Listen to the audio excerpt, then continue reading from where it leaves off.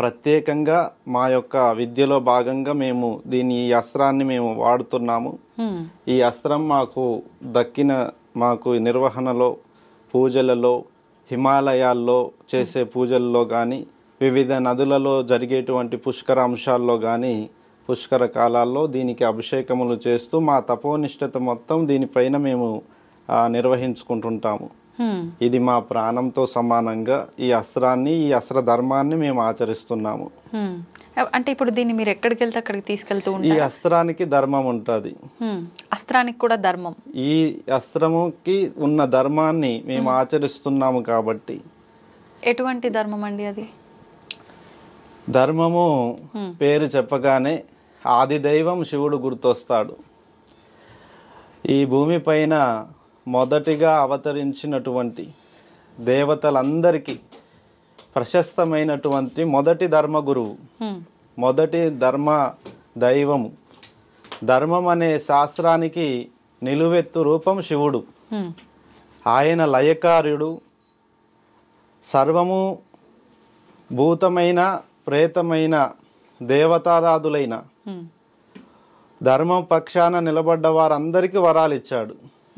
మంచి వాళ్ళైనా, తెలిసిన వారైనా, తెలియని వారైనా, అజ్ఞానులైనా, గొప్పవాళ్ళైనా అందరినీ సర్వ సౌభరణ తత్వం వైపు నడిపించినటువంటి మహాగణుడు ఈ యొక్క భారతభవనిలో మొదటి దేవుడు, ఆది దేవుడు, ఆది యోగి, ఆది గురువు, ఆ సాక్షాత్ పరమశివుడే ధర్మశాస్త్రానికి రూపం. ఆయనే ధర్మం యొక్క మొదటి నిర్వహణ చేసినటువంటి మా యొక్క ఋషుల గురువు. ఋషుల గురువుగా ఆయననే. ఋషుల గురువు. ఈ భారతావని శివాజ్ఞ లేనిదే చీమైనా కుట్టదు అని ప్రజలందరిలో ఉంది ఆ నానుడి. అవునండి. ఈ జననం శివాజ్ఞతో వచ్చిందే, ఈ మరణం శివాజ్ఞతో వచ్చిందే అని కాలాన్ని రాసే కాలభైరవుడిగా ఆయన ప్రశాస్తి మనలందరి జనులలో ఉంది. ఓకే. అయితే ఇప్పుడు ధర్మం అన్నారు. అవును. అయితే ధర్మాన్ని సృష్టించిందే ఆ పరమశివుడు అన్నారు. అవును. ఇప్పుడు అందరం కూడా ధర్మ మార్గంలో నడవాలి. ప్రతి ఒక్కరము ఆచరించే విధానం కానీ, వెళ్ళే ఆ తీరు కానీ అంత ధర్మంగా ఉందంటారా? అసలు ఎలా వెళ్ళాలి ధర్మంగా? ధర్మము అంటే చాలామంది అనుకుంటున్నారు దానం చేసేదాన్ని మాత్రమే ధర్మంగా చెప్పుకుంటున్నారు. దాన ధర్మమనా? దానాలను చేయడమే ధర్మం అనుకుంటున్నారు. Okay okay. ఒక ప్రాణాన్ని రక్షించట ధర్మం, ఒక సహచర తత్వాన్ని కాపాడుకోవడం ధర్మం, ఒక ఇల్లాలిని కాపాడుకునే ధర్మం, ఒక కుటుంబాన్ని బతికించుకునే ధర్మము, ఒక ప్రాంతాన్ని రక్షించుకునే ధర్మము, ఒక లోకానికి ముందు చూపుని చూపించడం ధర్మం, భావి తరాల కోసం అహర్నిశలు పాటుపడడం ధర్మం, తరిగించకుండా మిగిలించడమే ధర్మం, పడిపోకుండా అందరినీ ఉత్తేజంగా నడిపించడమే ధర్మం.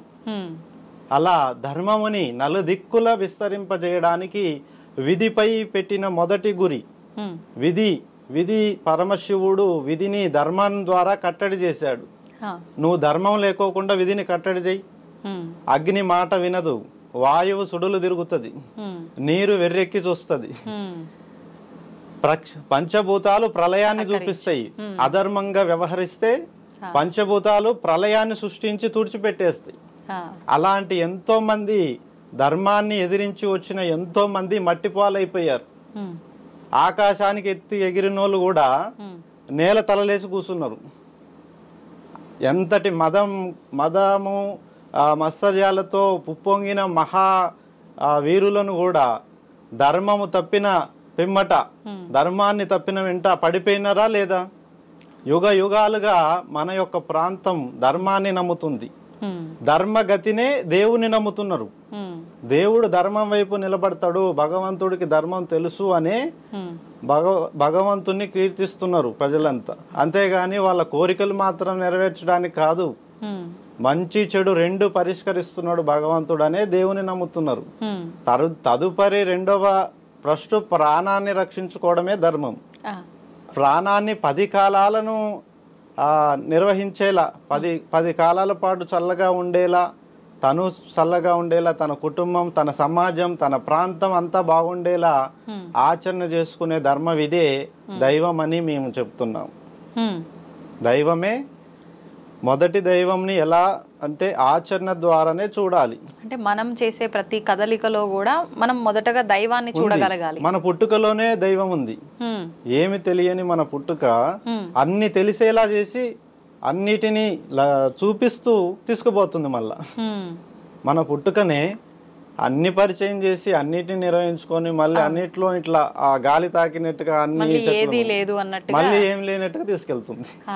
ఏదన్నా ఉంటేనే ఈ జన్మ అవసరం, ఏది లేకపోతే ఈ జన్మ ఎందుకు, ఈ కోరికలు ఇవన్నీ ఎందుకు? ఇక ఏది లేనప్పుడు ఈ జన్మ ఉండదు.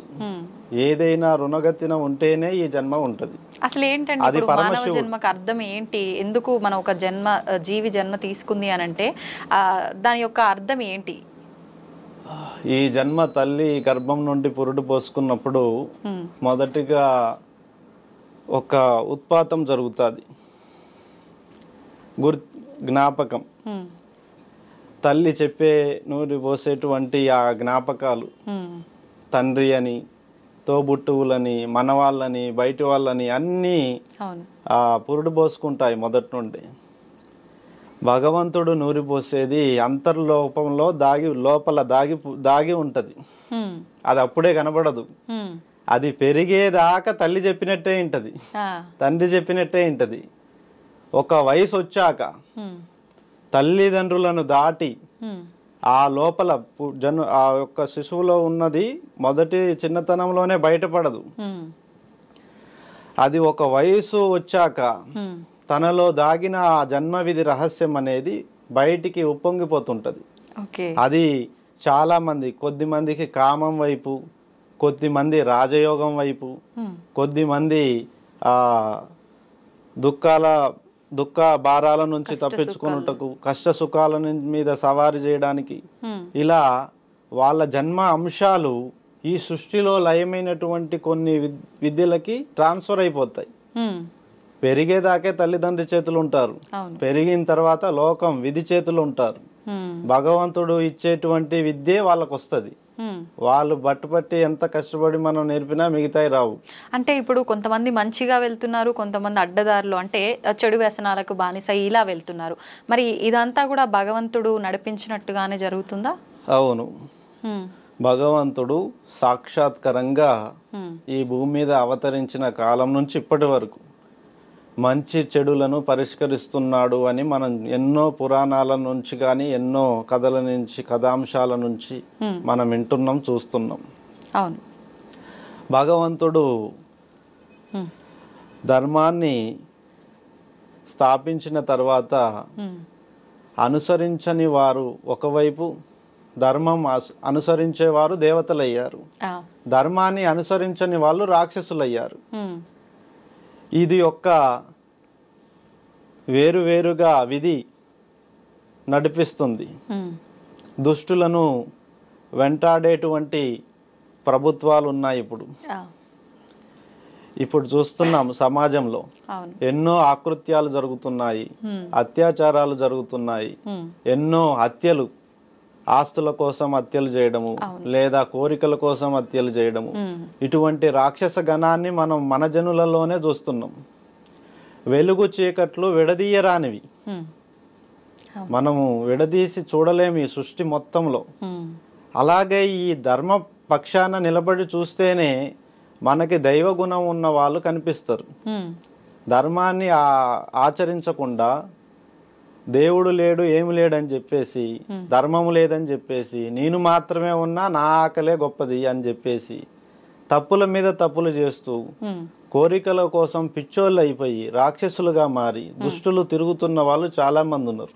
వాళ్ళని కంట్రోల్ చేయడానికి ఇప్పటికీ ప్రభుత్వాలు, నాయకులు ఎంతో మంది ఎన్నో కట్టుబాట్లతో ధర్మశాసనాలు, న్యాయపీఠాలు, అప్పుడే కదా న్యాయస్థానాలు ఇవన్నీ అవతరించాయి. పాపాత్ములను, దుర్మార్గులను, దుష్టులను కట్టడి చేయడం కోసమే ఈ యొక్క ధర్మాత్ములు, గురువులు, దేవతల యుగం నుంచి ఇలా కట్టడి చేసుకుంటూ వస్తున్నాం. అలా కట్టడి చేయడం వల్లనే ఈరోజు ప్రజలు సుభిక్షంగా బతకగలుగుతున్నారు. ప్రశాంత జీవనాన్ని పొందగలుగుతున్నారు. అంటే ఖచ్చితంగా ఇది భగవంతుడు ఆడిస్తున్న ఒక ఆటే, మంచైనా చెడైనా ఏదైనా. 2 చేతులు ఇచ్చాడు తల్లి, ఒక చేత్తో పని చేయమంటాడు, ఇంకో చేత్తో ఆపమంటాడు. ఎందుకంటే లిమిట్స్ ఉంటాయి. లిమిట్స్ ఇప్పుడు ఎవరికి ఏ రుణగతిన ఎంత వెళ్ళాలో అంతవరకే వెళ్ళాలి తలరాత. ఏ జీవుడికైనా అది వర్తిస్తుంది. అంటే తలరాత అనేది నమ్మొచ్చు అంటారా? ఉందా తలరాత? తలరాత ఉంది. తలరాతని మళ్ళీ తిరగరాయొచ్చు అంటుంటారు కదా, అందుకే శివయ్యకి 3వ కన్ను ఎందుకుంది? ఆయన మనకి వరాలను ఇస్తూ మారుస్తున్న కథలు ఎన్నో ఉన్నాయి. మనకేదైనా లభించకపోతే ఆ పరమశివుణ్ణి వేడుకొనగా అతను మన తలరాతలో ఆ యోగమును రాస్తాడు. మనం చేసే పూజల వల్లనో ఆ వేడుకోవడం వల్లనో యోగము నీకు లేదు కదా తీసుకో అంటాడు, మళ్ళీ రాస్తాడు. అందుకే కదా కాలం ఉంది. కాలము అనేది పరీక్షించడానికి, పర్యవేక్షించడానికే, నిర్వహించడానికి. నిర్వహణలో ఏదన్నా ఒక కాలంలో జరిగిన తప్పులని మరొక కాలంలో మనం సవరించుకోవచ్చు. ఒక జన్మలో చేసిన తప్పులని మరొక జన్మలో తొలగించుకుంటున్నారు. ఒక 100 తప్పులు చేసిన వాడు ఒక పుణ్యకార్యంతో మళ్ళీ పేరు మార్చుకుంటున్నాడు. అలా భగవంతుడు చెడు వాళ్ళని మంచిగా మార్చడానికి అవకాశాలు ఇస్తున్నాడు. తలరాత రాసుకోవచ్చు కూడా. భగవంతుడు ఏదైనా మిస్ చేసినను వదిలేసినను మళ్ళీ మనం దాన్ని గుర్తించిపోయి నాకు ఇది రాయలేదు మీరు రాయండి అని మళ్ళీ మనం రాసుకొని తెచ్చుకోవచ్చు. తలరాతను తిరిగి రాసుకోవచ్చు. అంటే ఇది ధర్మంగా నడుచుకున్న వాళ్ళకే, ధర్మాన్ని అనుసరించే వాళ్ళకే ఈ తలరాత తిరిగి రాసుకోవచ్చు. ధర్మాన్ని తప్పి నేను నా కోరికలే మూలము, నా ఇష్టమే ప్రధానము, లోకం కనబడక, తల్లిదండ్రులు కనబడక, భార్య పిల్లలు కనబడక తిరుగుతున్న విర్రవీగుతున్న దుష్టులకి ఆ తలరాత రాయడు. వాళ్ళని అంతం కోరుతుంది విధి. విధి అంతమే కోరుకుంటది. ప్రజలు అందరు కూడా వారు తొందరగా పోతేనే బాగుంటది, మనం ప్రశాంతంగా బతుకుతున్న దాంట్లో వాడొచ్చి మొత్తం అగ్ని బీజం వేస్తున్నాడని ప్రజలంతా వారి చావునే కోరుకుంటారు, దుష్టుల చావులనే కోరుకుంటారు. ఓకే, అయితే ఇప్పుడు నేను నాది అనే స్వార్థంతో బ్రతుకుతున్నారు మనుషులు. నిజంగా అలా కాకుండా ధర్మంగా భగవంతుడు ఉన్నాడు, ఏదో శక్తి ఉంది, సరే నేను నాది అనేవాడికి ఈ భూమి మొత్తం ఇస్తా, వాడు ఏ పని చేస్తాడు? ఎంత పని చేయగలుగుతాడు? అవును, నేను నాది అనుకుంటే సరిపోదు, దాన్ని కాపాడుకోవాలి. దాన్ని కాపాడుకోవాలి, దాన్ని నిర్వహించాలి. నిర్వహణ పూర్తయిన తర్వాత తనతో కానప్పుడు ఇంకొకరికి అప్పచెప్పి వెళ్ళిపోవాలి, కానీ దాన్ని గాలికి వదిలేసిపోవద్దు. నేను నాది అనుకోవడానికి కూడా ఒక ధర్మాన్ని పాటిస్తాలి తప్పకుండా, లేకపోతే అది యోగం కరెక్ట్గా కాదు. అందుకే వాళ్ళ కోరికలు నెరవేర్తలేవు. నాది నాది అనుకున్నవాడికి ఏదీ దక్కదు, అందరిది అనుకున్నవాడికి అన్ని చేతులు సహకరిస్తాయి. అదే ధర్మం చెప్తుంది. అవును అవును. అయితే ఇప్పుడు మన తలరాతలో ఉన్నదాన్ని మార్చుకోవడం కోసం మనం భగవంతుని ఆరాధించాలా, లేదు అంటే నేను ఇప్పుడు ఉన్న జన్మలో మంచి ఉత్తమంగా బతకాలి, అనుకున్న లగ్జరీ లైఫ్ లీడ్ చేయాలి అంటే భగవంతుని ఆరాధించాలా? అసలు ఎందుకు భగవంతుని ఆరాధించాలి? ఇది మన జన్మాంతరాలను తవ్విదీసి చూసుకునేటువంటి మన ఆత్మ పరీక్ష ఈ ఆ ప్రశ్న అనేది. ఇదే ప్రశ్న యోగులు స్వీకరించుకొని విధిని, ఆచరణే దైవం, మొదట ఆచరణలోనే దైవాన్ని తీసుకొని ధర్మం వైపు గురిపెట్టి అస్త్రాన్ని నడిపించారు. మన ఆచరణలో దైవం ఉండి మన ఆచరణలో ధర్మ ప్రక్షాళన నిలబడి ఉంటే సమస్త జీవులు పరిచయం అవుతాయి, సమస్త యోగములు మనకి కలుగుతాయి. కానీ ఎందులోనూ పడకోకుండా నీకు అనువైన నువ్వేదైతే లక్ష్య సాధన ఉంటుందో లక్ష్య సాధన వైపు మాత్రమే గురి పెట్టాలి. వీళ్ళు చాలా మంది చెప్పేది ఒక ధర్మాన కోరుకుంటారు, ఇంకో ధర్మం వైపు పాటిస్తుంటారు. ఆచరణ దోషం వల్ల వాళ్ళు కోరుకున్నవి జరగట్లేదు. ఎటువైపు మన కన్ను పెడతామో అటువైపే పని అవుతుంది, ఎటువైపు మన చెయ్యి పెడుతుంటామో అటువైపే పని అవుతుంది. అందుకే ఆచరణలు పుట్టుకొచ్చాయి అక్కడి నుండే. మన దృష్టిని బంధించేటువంటి ఆచరణ ఒకటి ఉంది, హ్మ్. కర్మలను శాసించే విధానం ఆచరణ ఒకటి ఉంది. ఆ. అందుకే దాని నుంచే ఈ పూజ నియమాలు, పూజలు చేయడము, ఆ పూజలను కోరుకొని నియమాలు చేయడము, హ్మ్. రకరకాలుగా పూజలు, విధి విధాలుగా ఆచరణలు, అవును. ఎన్నో రకాలుగా ఆచరణలు కనిపిస్తున్నాయి, అబ్బురపరుస్తున్నాయి. అవును. అందులో ఆ సరైన దృక్పథంతో చేసిన వాళ్ళకేమో అవి అనుకున్న కోరికలు నెరవేరుతున్నాయి భగవంతుని పూజించగా. హ్మ్. మిగతా వాళ్ళ పరిస్థితి హ్మ్. నామమాత్రంగా ఉంటుంది, మళ్ళీ ఇంకొక ఆచరణ చేస్తున్నారు. హ్మ్. అలా జరుగుతూ ఇప్పుడు ఇలా అంటే ఇప్పుడు మీరు చెప్పిన దాన్ని బట్టి శివుడే అన్నిటికీ మూలం, శివుడి నుంచే ఇవన్నీ కూడా ఉద్భవించాయి అని చెప్పి, అయితే ఆరాధించాలి అనుకుంటే శివుడిని ఒక్కరినే ఆరాధిస్తే సరిపోతుందా, మిగతా అన్ని దేవుళ్ళని ఆరాధించాల్సిన అవసరం ఉందా? సాక్షాత్తుగా భగవంతుడు శివుడే ఒక్కో ఆచరణకు ఒక్కో రూపాన్ని నమ్మమని చెప్పాడు. ఇప్పుడు ఒక్కో ఆచరణకు ఒక్కో రూపాన్ని ఇవ్వాలి, అప్పుడు వాళ్ళు తొందరగా గుర్తుపట్టగలరు. ఇప్పుడు ధనాన్ని సూచించడానికి లక్ష్మీదేవతను చూపెడుతున్నారు అందరూ. లక్ష్మీదేవత దగ్గరే అంత ధనం ఉంటుందని ప్రజలకు ఎలా తెలుసు? ఏదో ఒక ఆధారం, లింక్, ఒక రూపాంతరం నుంచి లింక్ తీసుకుంటారు. ఎవరికైతే ఆ వేదనతో బాధపడుతుంటారో వారు ఆ రూపాన్ని అలా టచ్ చేయడమే, ఆ రూపాన్ని అలా టచ్ చేయడం వల్ల ఆ లక్ష్మీదేవత శివునిలో ఐక్యమైనప్పుడు ఆ యొక్క రాత మార్చబడుతుంది. వాళ్ళు కోరుకున్నవి తదాస్తు, దేవతలు కూడా తదాస్తు అంటారు. వాళ్ళు అలాగే కామానికి ఒక దేవత, కామము అంటే సౌఖ్యం, మన ఆనందము, కోరికలు తీర్చడాన్ని కామం అంటారు. అది ఆ దేవతలు కూడా ఉంటాయి. ఇప్పుడు నాకు ఈరోజు మంచి నిద్ర పట్టాలని నేను కోరుకున్నాను, అలాంటి మన శరీరం అలా మారిపోతుంది. అలా నాకు ఈ యొక్క మంచి భుక్తము, నాకు భోజనం కావాలి అని కోరుకున్నాను, అలాంటి దేవతలు కూడా ఆశీర్వదిస్తుంటాయి. అట్లా అలాగే ఇప్పుడు పగ తీర్చుకోవడానికి చాలా మంది కూడా పగ తీర్చుకోవడానికి హనుమాన్ని కానీ లేదా కాలభైరవుని కానీ, వీరభద్రుని కానీ, కాళీ దేవతను కానీ, ఉగ్ర రూపాలను కానీ కూడా, నరసింహస్వామిని కానీ, విష్ణుమూర్తిని కానీ మొక్కుతుంటారు. వాడు నన్ను చాలా ఇబ్బంది పెట్టాడు, వాడికి ఏదో ఒకటి జరగాలి, జరిగితేనే నేను నమ్ముతా అని చెప్పి ఆయనలో మొక్కుతుంటారు. కానీ వారు ధర్మపక్షాన నిలబడి పోరాడి అడగాలి. అలాంటివి కోరికలు కూడా ధర్మ ప్రకారంగా అడిగితే దాన్ని దేవతలు ఇస్తాయి. దేవతలు ఇలా మనం ఎన్నో రూపాలు మన యొక్క ఆచరణలు ఏదైతే కోరుకుంటామో వాటికి రూపాలుగా ఈ దేవతలు అవతరించాయి. అంతేగాని సమస్తము శివుడిలోనే ఉన్నాయి, శివుడిలోనే సమస్తము నిక్షిప్తమై ఉందని ఆ దేవతలే చెప్పారు ఋషులకి. ఇప్పుడు శివుణ్ణి ఆరాధించే వాళ్ళకి ఎక్కువ కష్టాలు పెడుతుంటాడు, పరీక్షలు పెడుతుంటాడు, అన్ని ఎదుర్కొన్న తర్వాతే ఆయన అనుకున్నది మనకు ఇస్తాడు అని చెప్పంటారు. నిజం, కష్టాలు పెట్టేది శివుడు కాదు, ఇది చెప్పబడిన వాస్తవము లోతుగా చెప్పాలి. ఇప్పుడు కష్టాలు పెట్టేది శివయ్య కాదు, అవి పరీక్షలు, పర్యవేక్షణలు.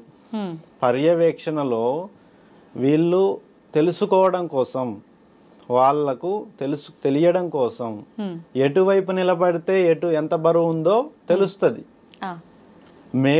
మేలు కోరి 10 మంది మేలు కోరి ధర్మపక్షాన నిలబడితే 4 పనులు దొరుకుతాయి, ఏదో ఒక పని ద్వారా అభివృద్ధి అవ్వచ్చు. అలా ధర్మపక్షాన నిలబడిన వారికి ఎటువంటి పరీక్షలు పెట్టడు శివుడు. ధర్మపక్షాన లేని వాళ్ళకే ఆ కష్టాలు. అంతేగాని శివుని యొక్క శివుడే పరీక్షలు పెడుతున్నాడు అనేది కరెక్ట్ కాదు. అది మనం కోరిక యొక్క వాస్తవం ఎంత ఉంటుందో, ఎంత లోతుగా ఉంటుందో మన కోరిక, అంత లోతుగా తీసుకెళ్లి చూపిస్తాడు, పరిచయం చేస్తాడు. నువ్వు ఈ కోరికను నెరవేర్చుకుంటున్నావు అంటే అది మామూలు విషయం కాదు, దాని నిర్వహణ ఇలా ఉంటది అని భయాన్ని, భక్తిని రెండింటిని భావంగా చూపిస్తాడు ఆయన, చూపించిస్తాడు శివుడు. ఇప్పుడు మీరు అన్నట్టుగా ధర్మపక్షంగా లేని వాళ్ళకి ఇలాంటి పరీక్షలు పెడతాడు అని అన్నారు కదా, కానీ సామాన్యంగా భక్తులంతా నమ్మేది ఏంటి అంటే ఇప్పుడు ఎక్కువ డబ్బు ఉండి అన్యాయంగా డబ్బు సంపాదించిన వాళ్ళే బాగుంటారు, ఏ ఇబ్బందులు ఉండవు. అన్ని రకాలుగా భగవంతుని పైనే ధ్యాస పెట్టుకొని నిత్యం పూజలు చేస్తూ ఆలయాలకు వెళ్తూ ఉన్న మేము మాత్రమే ఇలా ఉన్నాము అని మాత్రమే ఎక్కువగా భావిస్తుంటారు కదా. మరి నిత్యము ఆలయాలకు వెళ్తున్నారు, నిత్యం పూజలు చేస్తున్నారు అని అలా అని ఎన్ని చేసినా కూడా దేవుడు మాకు అనుకూలత చేయట్లేదు అనుకుంటున్నారు. కానీ వాళ్ళ చేతి నుంచే రాత రాయబడుతుంది. వాళ్ళు గ్రహించాలి, తప్పుని మూలముని వాళ్ళు గ్రహించాలి. ఆ గ్రహించే దశకాలు ఒక ఆలయంలోనే నిక్షిప్తమై ఉండవు. ఒక్కో జీవికి తన సమయం అయిపోయినప్పుడు మరో వ్యక్తి వచ్చి పురుడు పోసెళ్తుంటాడు. ఒకరి తరం కానప్పుడు మరొకరు వచ్చి ఆ ధర్మాన్ని మార్చి వెళ్తుంటారు. రామునికి ఆంజనేయుడు ఒక దూతగా కలిసి పరిచయం అయ్యి ఆ చివరికి ఆ యుద్ధాన్నే గెలిపి మలుపు తిప్పించాడు, గెలుపుని తిప్పించాడు. ఆంజనేయుడు లేని రామాయణం మనకి బాధగా అనిపిస్తుంది. అప్పటి వరకు రాముడు కూడా వెతుకుతూనే ఉంటాడు తన ఆత్మీయులు ఎక్కడున్నారని. ఎవరు దొరకరు. విధి పక్షాన ఒక దూతగా ఆయన మరొకరు వచ్చి తన రాతలో చేరి తన గెలుపుకు కారణమయ్యారు. అలా అన్ని వాళ్ళలోనే నిక్షిప్తమై ఉండవు. వాళ్ళ యొక్క భావాలు నెరవేర్చబడేవి. మిగతా వాళ్ళు కదిలించినప్పుడు వారి ద్వారా వాళ్ళు తెలుసుకొని లక్ష్యాన్ని సాధించగలరు. అన్ని మనతోనే జరగవు. ఇప్పుడు నేనే ఉన్నాను, ఈ ఆశ్రమం నేనే తయారు చేయలేదు కదా. ఇప్పుడు ఎంతో మంది సిద్ధులు ఉన్నారు, వాళ్ళు ప్రతిష్ఠించిన శివలింగాలన్నీ వాళ్ళే తయారు చేయలేదు కదా. శిల్పులు వారి వారి పరిచయ ధర్మంలో ఉన్నవారు వారికి దగ్గర ఉన్న వారి ద్వారానే అందుకొనే చేయగలుగుతారు. సమస్తము మనము జ్ఞాపకంగా ఉంచుకొని మన నడవడిక ఉంటే అన్ని నెరవేరుతాయి. అన్ని నాతోనే అవుతాయని అనుకోకూడదు. అన్ని సమష్టి కృషితో జరుగుతాయని అనుకోవాలి. సమిష్టి కృషిలో ఒక్కొక్కరు ముందుకొచ్చి ఒక్కో విధమైన కోరికను తీర్చగలిగే శక్తి ఉంటుంది. సహచరులతోనే అన్ని జరిగాయి. ఇప్పుడు తలరాత అన్నాము ఇందాక, ఆయనే తలరాత రాస్తాడన్నాం. మనం ధర్మంగా ఉంటే దాన్ని మనం తిరగ రాసుకునే అవకాశం కూడా మన చేతుల్లో ఉందనుకున్నాం. అసలు ఈ తలరాత అనేది ఈ వ్యక్తికి ఇలానే అని చెప్పి ఎలా రాయబడుతుంది, ఎలా డిసైడ్ చేస్తారు? అట్లా కాలరాత, ప్రతి పదార్థానికి ఒక కాలం ఉంటుంది, ఆరంభము అంతము. వాటి ఆచరణలకు సహచరులు తోడైతే మరింత బలం చేరుతుంది. ధర్మం పక్షాన నిలబడితే నలుగురు సహచరులు కదిలొస్తారు. మనం ఆచరణ అనేది సాక్షాత్ ఆ దైవం నుంచి తీసుకుంటాం. దైవం మనకే వచ్చి పట్టలేడు కదా. మన పక్కన ఉన్న ఎవరో ఒకరికి ఆవహించగలడు. ఆవహించి వారి సమయాన్ని మనకిచ్చి గెలిపిస్తారు. అలా సాధ్యమేనా? ఆవహించడం సాధ్యం అవుతుంది. ఇప్పుడు మనం అంతా కలిసి కేసీఆర్ని తెలంగాణ ఉద్యమంలో ఓట్లేసి గెలిపించారు కదా, ఆయన పోరాడినందుకు. తర్వాత ప్రజా అధికారం ఎటు మళ్ళింది, మళ్ళీ మరొకరిని చూశారు, మళ్ళీ మరొకరిని చూస్తున్నారు. అంటే వాళ్ళ యొక్క రుణమును వెతుక్కొని ఎవరెవరు వస్తున్నారో, ఎవరెవరు మనకి ఆశయాలను నెరవేర్చగలరో నమ్మి వాళ్ళకే ఇస్తున్నారు. అంటే ధర్మం వైపు నిలబడిన వాళ్ళు ఎప్పటికీ గెలుస్తూనే ఉంటుంటారు, వస్తూనే ఉంటుంటారు. మళ్ళా ఓడినా తిరిగి వస్తూనే ఉంటారు. ఒక సమయం పోయినా మళ్ళీ ఇంకో సమయం అవకాశం ఇస్తూనే ఉంటుంది విధి. ఆ విధంగా సాధించుకోవచ్చు. పునర్జన్మ ఉంటుందంటారా మనిషికి? మళ్ళీ మనిషి రూపంలోనే జన్మ తీసుకునే అవకాశం ఉంటుందంటారా? పునర్జన్మలు ఉంటాయమ్మా. అది ఎంతో తపము వేదన, ఈ భూమికి మన రుణం ఉంది అని సిద్ధపడిన వాళ్ళకి ఆ యొక్క అవకాశం దొరుకుతుంది. అన్ని కోరికలు తీర్చుకున్నాను, నా కథ అంతా ముగిసింది అనుకునే వాళ్ళకి పునర్జన్మలు ఉండవు. ఇంకా తపం, ఈ సరిపోలేదు, ఈ జన్మ సరిపోలేదు, మరో జన్మలో ఇంకా నిర్వహించాలి, తనివి తీరని ఆరాటము, ఈ భూలోకం పైన ప్రేమ తిరిగి తిరిగి అది మళ్ళీ పుట్టించగలదు. ఒకవేళ పుట్టిన అంటే ఇప్పుడైతే ఏదైతే బంధాలు బంధుత్వాల మధ్య ఉన్నారో, ఏదైతే ఆశతో బతకాలని అనుకున్నారో అవే ఆశలతో అవే బంధుత్వాల మధ్య పుట్టే అవకాశం ఉంటుందంటారా? కోరుకున్న అంశాలు వేరు, పునర్జన్మల్లో ఉండేది కాంక్ష. ఒకరి తరంలో నెరవేరని కాంక్ష ఇంకొకరి తరంలో నెరవేరుతుంది. ఇప్పుడు ఈ భూమిలో దొరకని ఫలాలు మరొక భూమిలో దొరుకుతాయి. ఇక్కడ దొరకని రుచులు అక్కడ దొరుకుతాయి, అక్కడ దొరికే రుచులు ఇక్కడ దొరకవు. అది ఖచ్చితంగా మారిపోతాయి. తర్వాత జన్మలో ఆ కాంక్ష నెరవేరుతుంది. కానీ సన్నిహితులు అనే వాళ్ళు వేరు వేరు రూపాల్లో వేరు వేరు కాలాలకు విభజించబడిపోయి ఉంటారు. అందువల్లనే పునర్జన్మలను పట్టి చూపించలేకపోతున్నారు. ఉంటాయని తెలుసు కానీ ఆధారితంగా చూపడానికి అవకాశము విధి లేకోకుండా చేసేసింది. అందువల్ల విధిని దాటి చూపించాలి అది. అయితే ఇప్పుడు మీరు అన్నదాన్ని బట్టి ఖచ్చితంగా ఈ జన్మలో ఏ ఆశతో ఏ కోరికలతో చనిపోయారో ఏ బంధాలతో ఉన్నారో అది మళ్ళీ వచ్చే అవకాశం లేదన్నారు. కానీ చాలా వరకు ఇప్పుడు ఎవరైనా ఇంట్లో పెద్దవాళ్ళు చనిపోతే మళ్ళీ వాళ్ళ కొడుకుకి కొడుకుగానో కూతురుగానో వాళ్ళ మనవడు మనవరాళ్ళుగా అలా మళ్ళీ పుడతారు అని చెప్పి వాళ్ళే పుట్టారు అని చెప్పి నమ్ముతుంటారు కదా, అదంతా ఒక అపోహలది. అది ఆశీర్వాదము. వాళ్ళ యొక్క తాతలు ముత్తాతలు మళ్ళీ వాళ్ళ మనవాళ్ళ కడుపులలో పుట్టాలని వాళ్ళ ఆశీర్వాదం కోరుకుంటారు. వాళ్ళకి చెప్తారు కూడా, మనవడా నేను చచ్చి మళ్ళీ నీ కడుపులోనే పుట్టాలని ఉందిరా అని చెప్పి ఆ చిన్న పిల్లాన్ని దగ్గర తీసుకొని అలా అద్దుకొని చెప్తుంటారు. వాళ్ళకి వాళ్ళ తాతయ్య పుట్టాడు అనుకుంటారు తర్వాత. అది ఆశీర్వచనం. అంటే వాళ్ళ యోగము తనివి తీరని ఆ ప్రేమ ఆకాంక్షలు ఆ బలాన్ని బలంగా బంధం అనేది కనిపిస్తుంటుంది విధి ద్వారా. ఇప్పుడు చనిపోయిన వాళ్ళని ఎక్కువగా అంటే కాకి రూపంలోనే కాకి భోజనం పెట్టడం కానీ ఎక్కువగా మనం పోల్చామంటే మన ఇంటి పైకి ఒక కాకి వచ్చిందంటే ఎవరైనా చనిపోయిన వాళ్ళు ఆ రూపంలో వచ్చారు ఇంటికి అని చెప్పి ఇలా మాట్లాడుతూ ఉంటారు. ఎందుకు ప్రత్యేకించి కాకినే ఇలా పితృదేవతలకు సంబంధించి మాట్లాడుతూ ఉంటారు? కాకి నలుపు వర్ణంలో ఉంటుంది. దాని చూపు నలుదిక్కులను చూసుకొనే ఏదైనా ముట్టుకుంటుంది. అది ఒక దిక్కును చూసి తినేపోయే సహజ జీవి కాదు. 4 దిక్కులను పర్యవేక్షించి పోయి ముట్టుకునేటువంటి గుణం ఉంది. విధికి అది దూతగా దాని కాల ప్రశాస్తంగా చూసి దానితో మనం పంచుకుంటున్నాం ఆ అనుభూతిని. మన పితృ రుణాన్ని పంచుకోవడానికి విశేషమైనటువంటి రూపం కావాలి.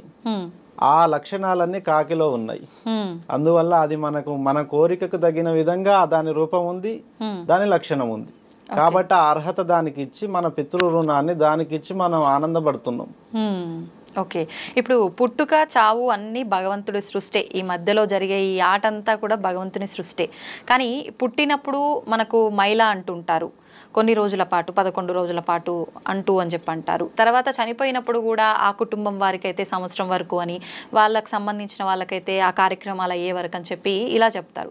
ఈ భగవంతుడు సృష్టించిన సృష్టి అయినప్పుడు ఎందుకు ఇవన్నీ కూడా ఆచరించటం? మళ్ళీ మైల ఒక ఆచరణ ధర్మవిధిగా కనబడట్లేదు ఇప్పుడున్న పరిస్థితుల్లో.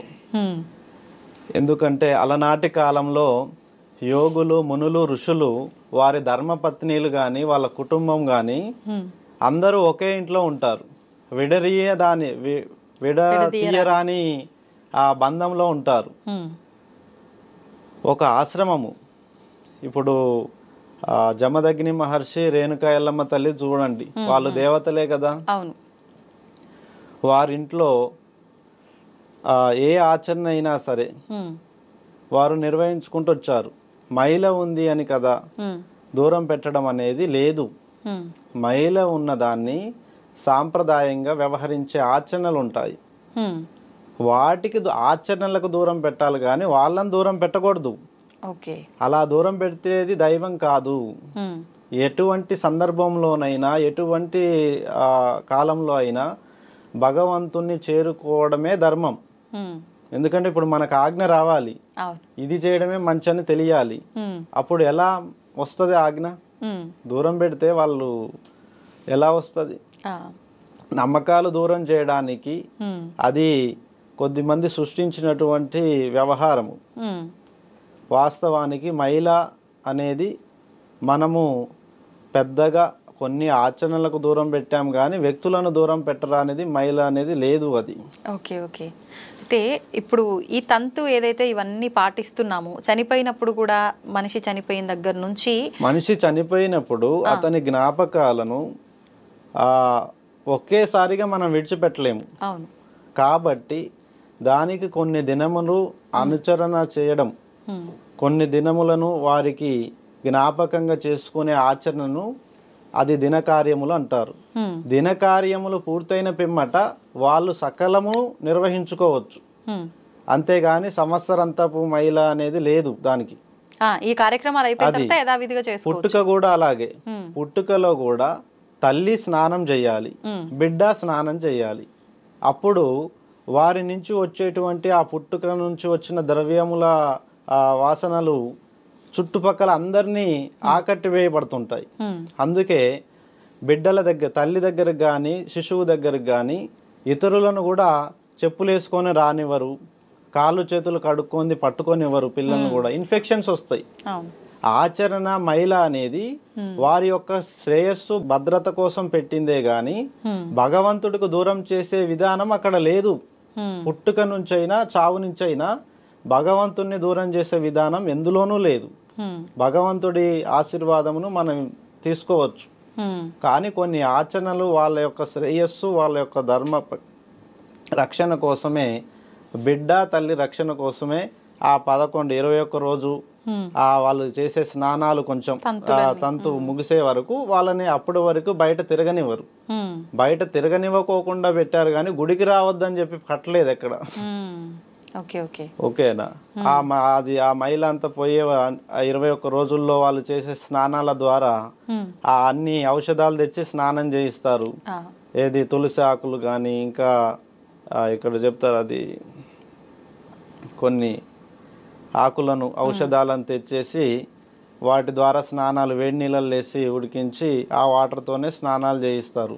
అలా పుట్టుక మహిళ అనేది వాళ్ళ రక్షణ కోసం కానీ దేవుని దూరం చేసేది కాదు. 2 చావు మహిళ అనేది చావుని సంవత్సరికం పాటిస్తున్నారు. అది కాదు, అది దైవానికి దూరం చేయడం అనేది లేదు. అతని జ్ఞాపకాలను అతనికి అందించేంత వరకు పరిపరి విధాలుగా ఆచరణలు చేస్తూ ఇప్పుడు పిండ ప్రదానం చేయాలి, అలాగే భోజనము భుక్తి పెట్టాలి, అలాగే అందరూ ఏడుస్తుంటారు దుఃఖపీడితులై, వాళ్ళలో ఆ దుఃఖము తగ్గాలి. ఆ దుఃఖము తగ్గేంత వరకు వాళ్ళని కొన్ని రోజుల పాటు వాళ్ళు అదే కార్యక్రమంలో దినకార్యములలో ఉండడం వల్ల వాళ్ళు దేవుణ్ణి స్మరిస్తుంటారు కానీ రాలేరు. అలా కొన్ని జ్ఞాపకాలు విడిచేంత వరకు ఆ కార్యక్రమాలన్నీ ముగిసే వరకు వారిని మిగతా కార్యక్రమాలకు రానివ్వరు. అంటే శుభకార్యాలకు రానివ్వరు. అలాగే వేరే వేరే వృత్తుల పనులకు జాబులకు కూడా పోరు కొద్దిమంది. ఆ జ్ఞాపకాలు పట్టి పీడిస్తూ వేడుస్తుంటారు, శోకిస్తుంటారు. తల్లి చనిపోయినా, తండ్రి చనిపోయినా, బిడ్డలు ఎవరైనా కానీ ఆ జ్ఞాపకాలు విడిచేంత వరకు వాళ్ళు ఉండేది కూడా దేవుళ్ళతోనే. దైవ ఆగమన శాస్త్రాల ప్రకారంగానే ఆ యొక్క తంతు నడుస్తుంటది. అక్కడెక్కడ దూరం చేసిన ఆనవాళ్ళు ఏం లేవు. కానీ ప్రజలు తెలియని వాళ్ళు సృష్టించింది ఏంటంటే సంవత్సరం మహిళ అని రానవద్దని, నెల అని, సంవత్సరం అని, ఇలా సంవత్సరికాలని మొత్తం గుళ్ళకి రాకోకుండా కొన్ని అపశృతులు జరుగుతున్నాయి. అలాంటి నియమాలు ధర్మపక్షాన లేవు, వ్యవహరించబడడం లేదు. అలనాటి యుగంలో అయితే అలా అయితే నిర్వహణ లేదు. ఈ మధ్యలో వచ్చినటువంటి ఈ భూభాగంలో జరిగిన దాడుల వల్ల ముస్లిమ్స్ కానీ క్రిస్టియని ప్రభుత్వాలు, బ్రిటిషర్స్ వచ్చిన తర్వాత మన ఆచార వ్యవహార శైలిని వాళ్ళు పూర్తిగా అడుగంటేలా చేశారు. మన గురుకులాలు, మన గురువుల ధర్మాలు, మన విధి విధానాల ఆచారాలన్నిటినీ తారుమారు చేశారు. దానివల్ల చాలా విధి విధానాలు తారుమారు జరిగి ఇప్పుడు అలా వ్యవహరించబడుతున్నాయి. ఓకే. అయితే ఇప్పుడు మీరు అన్నట్టుగా అంటే నేను ఏదో జనాలకి తెలియజేయడం కోసం నా వంతు నేను ధర్మంగా మాట్లాడి వాళ్ళకు తెలియజెప్పి వాళ్ళని ఆ మార్గంలో తీసుకెళ్లడం కోసం అని చెప్పి గొప్ప గొప్ప పదాలు మాట్లాడారు. అవును. అయితే వచ్చిన ప్రతి ఒక్కరూ ఇలాంటి మాటలే మాట్లాడతారు. అంటే ఇక్కడికి వచ్చిన వాళ్ళనే కాదు, ఇప్పుడు మనం ఎంతో మందిని చూస్తున్నాము, మన ధర్మం ఇలాంటిదని అలాంటిదని, లేదంటే ఏదో ఒక విషయం గురించి మాట్లాడడానికి వచ్చే ప్రతి సాధువులే కావచ్చు, స్వామీజీలే కావచ్చు, గురువులే కావచ్చు, వాళ్ళు ఇంకెవరైనా కావచ్చు, మాట్లాడే ప్రతి ఒక్కరూ మాట్లాడుతున్నంత వరకు వీళ్ళు నిజమే చెప్తున్నారు, అరే నిజంగా ఏదో తెలియజేయడం కోసమే సమాజం కోసం వచ్చారు వీళ్ళు అని అనుకుంటాం. కానీ ఈ వీటిల్లో కూడా చాలామంది అసలు వాళ్ళు ఉన్నారు, నిజం కాని వాళ్ళు ఉన్నారు. అసలు ఎవరు ఏంటి అనేది మేము ఎలా ఒక క్లారిటీ తెచ్చుకోవాలి? చాలా మంది వేరువేరుగా ఉన్నారు, ఇలాగే అనిపోతున్నారు అని మీరు డైరెక్ట్ గా అనేయచ్చు. రుణం లేనిది ఎవరికెవరు కలవరు. ఇప్పుడు ఒక వ్యక్తి కష్టంలో ఉన్నారు, బండి మించి కింద పడ్డారు, నేను పక్కన ఉన్నాను కాబట్టి రెస్పాండ్ అవుతా, అదే అయ్యో నేను సాయం చేస్తే తను బతుకుతారు కదా అని. సహచర ధర్మం అనేది యోగులందరూ పాటిస్తారు. నిన్ను చూసి అంటారు, నీకు అది జరుగుతుంది, నీకు ఇది అవుతుంది, నువ్వు ఇలా అవుతావు అంటారు అని చెప్పడము కాదు, ఆ ధర్మాన్ని ఆ గెలుపుని ఇవ్వాలి. వాళ్ళు చెప్పి వెళ్ళడమే కాదు, ఆకాంక్షను నూరిపోయడం కాదు, ఆకాంక్షను బతికించడానికి ఏదన్నా వారి రుణగతిని ఏదన్నా ఇవ్వాలి. అవునా? ఇస్తేనే అవి నెరవేరుతాయి కదా. ఇప్పుడు అడవిలో పులి ఉంటుందని చెప్పారు, కానీ అది ఆయుధం ఇవ్వకుండా రక్షణకి ఏదో ఒకటి ఇవ్వాలి కదా, ఇచ్చి పంపాలి. అంటే ఇప్పుడు మీరు ఇచ్చి పంపితే నువ్వు కూడా అవుతావు, నువ్వు కూడా పెద్ద సీఎం అయినా అవ్వచ్చు. జయలలిత కళారంగం నుంచే వచ్చింది కదా తమిళనాడు సీఎం. మీకు వయసు ఉంది, ఇది ఉంది, మీ గురి మీ లక్ష్య సాధన ఎందుకు మీరు మరి ఇందులోనే నిర్వహిస్తున్నారు అని అంటే, మీరు గీసుకున్న పరిమితులు మీ కుటుంబం కోసం, నీ యొక్క ధర్మం కోసం నువ్వు పాటిస్తున్నావు. లోక ధర్మం కోసం పాటించడానికి వచ్చిన వాళ్ళు గొప్పవాళ్ళు. ఇప్పుడు అలా వాళ్ళు పోరాడితేనే కదా ఇప్పుడు సీఎంలు అవి పాలిస్తుంది. గౌరవనీయులు రేవంత్ రెడ్డి గారు, ఆయన ఎన్నో పోరాటాలు పడ్డారు, ఆయన ఎన్ని పోరాటాల మీద నుంచి వస్తే ఈరోజు సీఎం అయ్యారు. కేసీఆర్ కూడా సీఎం అయ్యారు. అంతకుముందు రాజశేఖర్ రెడ్డి గారు, రోషయ్య గారు, ఇలా కిరణ్ కుమార్ రెడ్డి గారు, గొప్ప గొప్ప మహానుభావులు అందరికీ విధి అవకాశం ఇస్తుంది. ఇప్పుడు నీకు కూడా ఇవ్వచ్చు నువ్వు పోరాడితే, కానీ నువ్వు నమ్మాలి, నా జీవితము దీనిపైనే ఉంది అని నువ్వు నమ్మాలి. మేము సహకరిస్తున్నా, మేము కూడా నిన్ను నమ్మాలి. ఏదో నిన్ను ఆట పట్టించకూడదుగా మేము చెప్పి. అలా నీకు కూడా ఒక మంచి యోగం ఉంది అని నేను పరిచయం చేశాను. అది నిజమైన నాడు నువ్వు నన్ను తలుచుకోగలవు. ఆ తలుచుకుంటావు అనే చిన్న ఎమోషన్తోనే నేను నీకు చెప్పాను, అంతేగాని ఇప్పుడే నువ్వు నాకేమి ఇవ్వవు చెప్పగానే. అది విజయం అవుతుంది చూడండి, అప్పుడు ఇస్తారు నాకు గుర్తింపు ఇస్తారు. అప్పుడు ఫలానా వాళ్ళు ఆ రోజు నన్ను గుర్తించారు, చెప్పారు, అందుకే ఇప్పుడు నేను అలా ఉన్నాను అని కొంత తృప్తి కలుగుతుంది అని మా ద్వారా అని చెప్పాను. కానీ ఆ మిగతా యోగులు చెప్పినట్టు జాతకాలు చెప్పడము, ఈ అవసరాలు చూడడము అది నాకు తెలియదు. నన్ను అడిగితే నేను ఖచ్చితంగా వాళ్ళకి బదులు ఇస్తాను, ఎవరికైనా రుణం ఉన్న ప్రతి ఒక్కరికి సాయం చేస్తాను. ఇప్పుడు నాకేదో ఫ్యూచర్లో ఇది పలానా అని మీరు చెప్పగలిగారు అని అంటే మీకు ముందు జరగబోయేది తెలుస్తుంది అని అర్థం. అంటే ఇప్పుడు నేను గురితో ఉన్నాను, ధర్మం వైపు నిలబడి జరగబోయేది అన్ని దిక్కుల నుంచి చూస్తున్నా, అందుకే నాకు తెలుస్తుంది. అంటే ప్రతి కదలిక కూడా భగవంతుడి పక్షాన నిలబడినందుకే ఇంత తెలిస్తే, భగవంతుడి పక్షాన పోరాడితే ఇంకెన్ని విషయాలు తెలుస్తాయి నాకు. రేపు జరగబోయే ప్రతిదీ నేను చెప్పగలుగుతాను. భగవంతుడి పక్షాన నిలబడి ధర్మ యుద్ధం చేస్తున్నా కాబట్టి ఇవన్నీ చెప్తున్నా. నేను గురి ఎక్కువగా ఉంది, మీలో ఒక 20% ఉంటే నాలో 80% ఉంది. దాన్ని 100% దాటి పనిచేయడం కోసం నేను కర్మచారిగా బాధపడుతూ ఇవన్నీ చేస్తున్నా, అంతేగాని ఓ మెప్పు కోసం ఇది కాదు. భగవంతుడు నాకు ఇచ్చింది 100 ఏళ్ల జీవితం, అలా నాకు 30 వరకు ఇక్కడికి వచ్చినాయి, 20 ఏళ్ళు సాధనకే పోయింది. ఇప్పుడు సరైనటువంటి జీవన క్రమాన్ని నిర్వహించుకునే యోగం సమయం ఇప్పుడు ఇచ్చిండు భగవంతుడు. 20 ఏళ్ళు సాధనలోనే ఉన్నాను. అంటే మీరు చిన్నప్పటి నుంచి సాధన చేస్తూనే ఉన్నారా? నేను చిన్నప్పటి నుంచి సాధనలోనే ఉన్నాను. నేను 5 ఏళ్ల వయసు నుంచే భగవంతుడు తాయితు కట్టుకుంటే మేలు చేస్తాడా, ఒట్టు పెట్టుకుంటే మేలు చేస్తాడా, ప్రసాదం తింటే మేలు చేస్తాడా, ఆ పువ్వులు ఇట్లా కింద పడేస్తే అనుగ్రహిస్తే మేలు చేస్తాడా, అన్ని పరీక్షించే ఈ గురువు స్థాయికి వచ్చాను. అన్ని పరీక్షించి పర్యవేక్షించి ధర్మచారినై కర్మచారినై యోగమును ఆచరిస్తూ విరహ వేదన పడి ఆత్మఘోషను నా సంకల్పం నెరవేర్చుకోవడానికి భగవంతుని నుంచి ఇన్ని ఆయుధాలు పట్టుకోవాలి, ఇన్ని అవకాశాలను ఆ మధ్యలో నుంచి వెళ్ళాలి అని నేను అన్ని చేసిన కాబట్టి ఇప్పుడు గురువు అయ్యాను. లేకుంటే అది కోరుకుంటే వచ్చే పదవా, ఆచరిస్తే వచ్చే పదవి. కోరుకుంటే వచ్చే పదవే కాదు ఇది, ఆచరిస్తే వచ్చే పదవి. మేలు చేస్తే వచ్చేది మెప్పు, అంతేగాని మేలు చేయండి ఏ గౌరవం రాదు, ఏది రాదు. నా యొక్క జీవితంలో ఎంతో మందికి చేశాను, చేస్తున్నాను, ఇంకా చెయ్యాలని పాటు పడుతున్నా కాబట్టి ఇంకా గురువుగా ఇలా చేస్తున్నాను.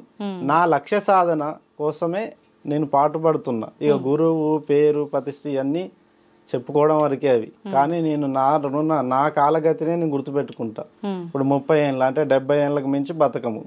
బతకాలంటే ఏం చేయాలి, ఏది సృష్టించాలి? ఇప్పుడు ముందు జరగబోయే మీకు తెలుస్తుంది, అది దేవుడికి ఆయన ఆలోచనలో ఆయన విధానంలో మీరు ఉన్నారు కాబట్టి అని అన్నారు కదా.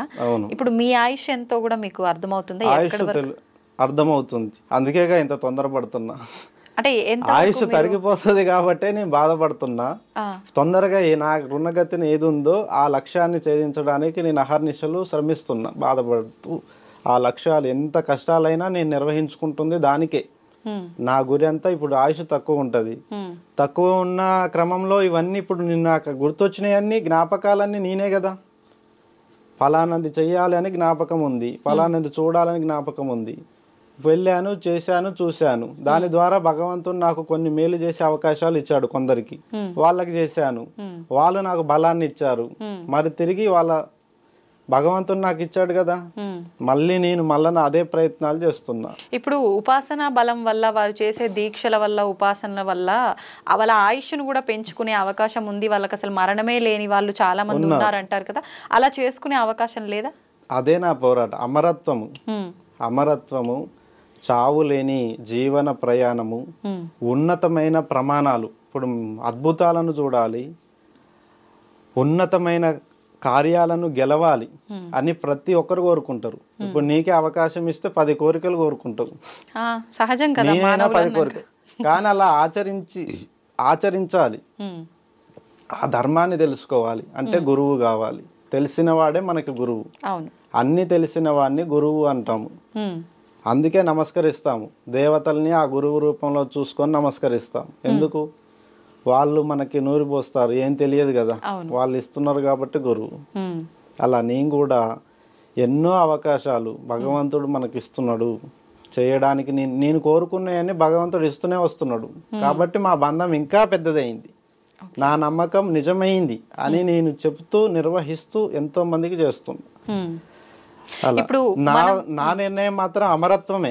నా లక్ష్య సాధన మాత్రం 100 దాటాలి. అంటే సాధించగలుగుతారన్న నమ్మకం అందరిని కూడా 100 ఏళ్ళు దాటియాలి అని నా సంకల్పం. నేను దాటి అందరిని దాటియాలి. అలా కూడా ఉంటుందా? ఇప్పుడు నేను 100 ఏళ్ళు బతికి మిమ్మల్ని కూడా 100 ఏళ్ళ వైపు గుంజుకు రావాలి కదా. అలా మిమ్మల్ని కూడా తీసుకొస్తేనే నాతో పాటు నా సహచరులంతా గెలిస్తేనే నాకు సంతోషం. నేను ఒక్కనే 100 ఏళ్ళు బతికి మిగతా వాళ్ళంతా పోతే ఇక నేనేం చేయాలి? ఆ వయసులో సాధించిన వాడు గుర్తుగా మాత్రమే మిగులుతా. కానీ మిగతా వాళ్ళకి ఆచరణ ఇచ్చినప్పుడు కదా గెలిచేది. ఇప్పుడు మీరు కూడా 100 ఏళ్ళు ఉంటే నాకొక 100 ఏళ్ళు పైబడి మీకు 100 ఏళ్ళ పైన ఉంటాయి. ఇద్దరం కూర్చొని ఇలా మాట్లాడితే 10 మందికి వీళ్ళు ఎలా ఆదర్శంగా బతికారు, ఇలా 100 ఏళ్ళు వీళ్ళు ఎలా బతికారు, మేము కూడా అలాగే ఆచరిస్తాం. ఈ మరణాలేంది, ఈ రోగాలేంది, ఈ బాధలేందని వేడుస్తున్న వాళ్ళు లక్షలు కోట్ల మంది ఉన్నారు. కానీ ఇది సృష్టికి విరుద్ధం అవ్వదా? ఈ మరణం అనేది సహజం కదా. ఇది మనకి ఇక్కడ నేనైతే ఇక్కడ నాతో పని ఉందనుకుంటున్నా. ఈ భూమండలంలో నాతో మంచి మంచి పనులు చేసే ఉన్నాయి అనుకుంటున్నా కాబట్టి నా కోరికలో తప్పులేదు. మీతో పని ఉందంటే భగవంతుడే మీకు అంతవరకు ఆయుష్ ఇస్తారు కదా. మీరు అమరత్వం కోసం సాధన ఎందుకు చేయాలి? పనుల మించి దాటి అమరత్వాన్ని పొందడం. కర్మలో గెలవంది అమరత్వం ఎలా గెలుస్తాడు? కోరుకుంటే గెలిచేది కాదు అది. మొదలు ఈ ఆయుష్ని గెలవాలంటే కర్మని గెలవాలి, కర్మని దాటాలి. కర్మయోగంలో అన్ని కర్మలలో నిశ్చేష్టుడైన వాడు ఆయువుని పురుడు పోసుకోగలడు, చనిపోయిన వాటిని బతికించగలడు, మరణిస్తున్న వాటిని కాపాడగలడు, జీవధర్మాలన్నిటినీ శాసించగలడు. మరి ఆ అర్హత అమరుడికే ఉంది. అమరత్వం కనిపెట్టని వాడు రోగయి ఇతరులను ఎలా గెలిపిస్తాడు? కాదు, నా లక్ష్య సాధన అమరత్వమే. 100 ఏళ్ళు నేను బతకాలి, నా తోడున్న వాళ్ళంతా బతకాలి, వాళ్ళంతా నేను సుఖంగా ఉండాలి, వాళ్ళంతా సుఖయోగంగా ఉండాలి.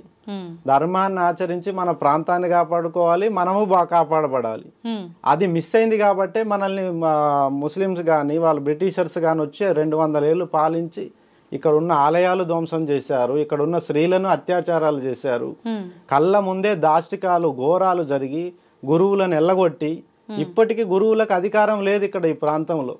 ఇప్పుడు మీరు అన్నారు అమరత్వాన్ని సాధించాలి, ఆ సుఖాలు ఆ కష్టాలు అన్నీ కూడా చూడాలి, నేను నాతో పాటు అందరూ అన్నారు కదా.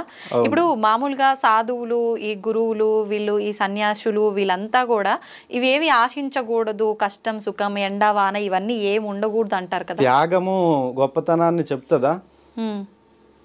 పంచుకోవడం గొప్పతనాన్ని చెప్తుంది. ఇప్పుడు నేను ఒక మంచి విందుని తెచ్చుకున్నాను, అది నేనే తింటున్నాను, ఇప్పుడు నాకు దిష్టి తగలదా? మీరు దిష్టి పెట్టరు, గురుజీ తెచ్చుకొని ఆయనే తింటున్నాడు అనుకుంటారు. ఇప్పుడు నేను ఆ పలహారాన్ని మీకు కూడా దాన్ని కోసి 4 విధులకు పంచిపెట్టిస్తే నలుగురు ఆ తృప్తిని స్వీకరిస్తారు కదా.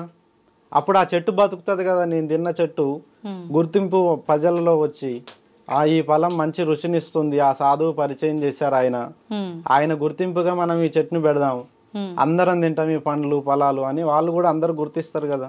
అలా మనం పంచుకుంటేనే, అందరికి పంచుకుంటేనే. ఇప్పుడు నా పిల్లలు ఎవరి చేతులు ఉన్నారు? ప్రజల చేతుల్లోనే. నా తల్లిదండ్రులు ప్రజల చేతుల్లోనే ఉన్నారు, నేను ఉన్నా. నేను ఒక్కరిని గెలిచి నా పిల్లల్ని ఓడనివ్వద్దు కదా. నా భవిష్యత్ తరాలు బాగుండాలి, నేను ఒక్కరిని బాగుంటే కాదుగా. ఇప్పుడు మీరు అన్నట్టు ఒక సాధువు తన జీవితాన్ని పరిత్యాగం చేస్తాడు. దేనికోసం చేస్తున్నాడు? సంఘం కోసమా, తన కోసమా? చెప్పండి. అంటే వాళ్ళు ఎలా సంకల్పం చేసుకుంటే అలా ఉంటుంది. తన కోసం అయితే వేరే ధర్మము, తన కోసం అయితే వేరే ధర్మము, సంఘం కోసం అయితే మరో ధర్మము, అంతే కదా. ఓకే. నేను నా కోసమే గాక నా బిడ్డలు నా భవిష్యత్ తరాలను చూసి నేను ఈ ఆచరణ చేసుకుంటున్నా. త్యాగము కంటే కర్మే గొప్పది, గెలుపే గొప్పది, విజయమే గొప్పది. త్యాగము మనల్ని ఆనంద పెడుతుంది, కానీ చరిత్రని రాయాలంటే పోరాడే వాళ్ళతో సాధ్యమవుతుంది. ఓకే. త్యాగము చరిత్రలో ఎల్లకాలముని గెలిపించే శక్తి త్యాగానికి లేదు. అది కొద్ది సందర్భాల్లో గెలవగలుగుతుంది త్యాగం. అన్ని సందర్భాల్లో త్యాగం గెలవదని ప్రజలందరికీ తెలుసు. అందుకే పండగలప్పుడు అన్నదానాలు చేస్తారు, కానీ నిత్య అన్నదానాలు చేయమనండి ప్రతి ఇంటి నుండి. నిత్య అన్నదానాలు ప్రతి ఇంటి నుండి చెయ్యరు. ఏదో పండగ సమయంలో, ఏదో ఒక కొద్ది సమయంలో లేని వాళ్ళకి మనం ఇచ్చి సంతోషపడతాం. సంఘ పరిత్యాగమే మన ఆనందం కోరుకున్నాం. ఇప్పుడు నేను కోరుకుంది కూడా అదే. నేను ఈరోజు ప్రజల ముందుకు ఎందుకు వచ్చానంటే నా ప్రజలు బాగుండాలి. ఎందుకంటే నా భవిష్యత్ తరాలు ఈ ప్రజలతోనే తిరుగుతారు. వాళ్ళు చెడిపోతే నా పిల్లలు కూడా చెడిపోతారు కదా. వాళ్ళని బాగు చేస్తే నా పిల్లలు కూడా బాగు చేస్తారు కదా వాళ్ళు. అంటే ఇది ఒక రకమైన స్వార్థం కాదు, ఇది మన బంధం యొక్క గొప్పతనం. ఇప్పుడు మనమంతా ఈ ప్రాంతంలో ఉన్నాం, ఇండియన్స్ అని ఎందుకు చెప్పుకుంటున్నాం? మనమంతా భారతీయులు అని ఎందుకు చెప్పుకుంటున్నాం? అలా చెప్పుకోకపోతే విలువ లేని కాడ ఏది కలవదు, జరగవు. మనమంతా ఒకటే అని చెప్పుకోవడంలో, పంచుకోవడంలోనే. ఇప్పుడు చూడండి, మీకు కావలసిన మీకు వస్తున్నాయి, మాగా ఒకరినొకరు అవి సమాహారం చేసుకుంటున్నాం. అది తృప్తి, పంచుకోవడంలోనే తృప్తి. అంతేగాని దాచుకోవడంలో తృప్తే ఉండదు. అట్లా అంటే 100 కోట్లు ఉన్నాయి, వాళ్ళు దాచుకోమనండి, తృప్తి వస్తుందా? రాదు. వాళ్ళు కార్యాలు చేయాల్సిందే. అది పంచిపెట్టన్నా పెట్టాలి, ఖర్చులన్నా చేయాలి. వాళ్ళు చేస్తూ ఆనందపడాలి తప్పితే అవి ఉన్నాయి కదా ఆస్తులని పక్క దాచిపెట్టుకుంటే రోగాలు వస్తాయి అంతే. విధి పసిగడుతుంది. ఎవడు బాగా ఉన్నది, ఎవరికి ఏ నష్టం ఉందో విధి పసిగట్టి వారికి ఒక మాయ రోగాన్ని సృష్టిస్తుంది. ఎవరికి అంతుపట్టని ఒక మాయని సృష్టించి వాళ్ళతో అవి బయటికి తీపిస్తుంది. అట్లా జరిగితేనే కదా ఇప్పుడు కరోనా అని, ఆ వైరస్ అని, ఈ వైరస్ అని విలయతాండవం చేసి ప్రజల అలవాట్లను మారుస్తున్నాయి. ప్రజల అలవాట్లని, నైతిక విలువల్ని గుర్తు చేస్తున్నాయి. మనం ఉన్నటువంటి జీవము, మన ప్రాణము, మన ఆశయ సాధనలంతా గుర్తించుకొనే ఏ పనైనా చేయాలి. అంతేగాని నాకు దాన్ని పట్టుకోవాలనిపించిందని దాన్ని కొట్టాలనిపించిందని ఇట్లా ఒక స్వయం పాలన అనేది మూర్ఖత్వాన్ని తెలియజేస్తుంది. స్వయం అధికారము ఉండకూడదు. సంఘము తోడ్పాటుతో ఉన్నటువంటి బలాన్ని గుర్తించండి. స్వయం అధికారం ఏం చేస్తుందంటే శిఖరాన్ని చూపెడుతుంది, కానీ ఎవరెక్కాలి? కాళ్ళు నొప్పెడుతుంటాయి, చేతులు లాగుతుంటాయి, శక్తి సరిపోదు, బద్ధకం ఎక్కువై మధ్యలో ఆగిపోతారు. శిఖరాన్ని ఎక్కాలంటే నలుగురు తోడ్పాటు ఉండాలి. ఒకరు మంచినీళ్ళు తేవాలి, ఒకరు ఫుడ్ తేవాలి, ఒకరు అన్ని బలాలు వేసుకొని పోతేనే శిఖరం ఎక్కుతాం. మన సంఘంకి సేవ చేయాల్సిందే ప్రతి ఒక్కరు. చెయ్యకపోతే ఆ దాడి వాళ్ళ మీదే జరుగుతుంది. ఫస్ట్ అది వాళ్ళకే చుట్టుకుంటది. అందుకే కదా ప్రజలందరి పాపాలు తొలగాలనే మహాకుంభమేళ నాగ సాధువులు నిర్వహిస్తున్నారు. ఎందుకు? ప్రజలందరి వివిధ కర్మల్లో పాప ప్రక్షాళన చేసుకోవడం కోసం 12 ఏళ్లకు ఒకసారి సంగమాన్ని సృష్టించారు. త్రివేణి సంగమం, యమునా నది కృష్ణా నది కలయిక జరిగి అంతర్వాహినిగా సరస్వతి ముందుకు వస్తుంటది. సరస్వతి అంటే ఏంటి? జ్ఞానాన్ని నడిపించేది. అంటే ఆచరణిస్తూ యోగులు అక్కడ ఏం చేశారు? ఒక ఆచరణని సృష్టించారు అక్కడ. 12 ఏళ్లకు ఒకసారి కుంభరాశిలో బృహస్పతి ఉండగా మేషరాశిలో సూర్య సంక్రమణములు చూసుకొని ఆ యొక్క ఆచరణ పెట్టారు. అంటే సూర్యుడు మేల్కొని పోయేవాడే. సరస్వతీదేవి జ్ఞానాన్ని నడిపేదే, విద్యనిచ్చేదే. అలా విద్య మేల్కొల్పుడు జరుగుతుంది అక్కడ. విద్యతో మేల్కొల్పడం అనేది జరుగుతుంది కాబట్టి నాగసాధువులు అక్కడ శిక్షణ తీసుకుంటున్నారు. ఇప్పుడు నాగసాధువులుగా వాళ్ళని మనం తయారు చేయాలంటే భవిష్యత్ తరాలను ఎక్కడ ఇవ్వాలి దీక్ష? కుంభమేళాలు ఇవ్వాలి.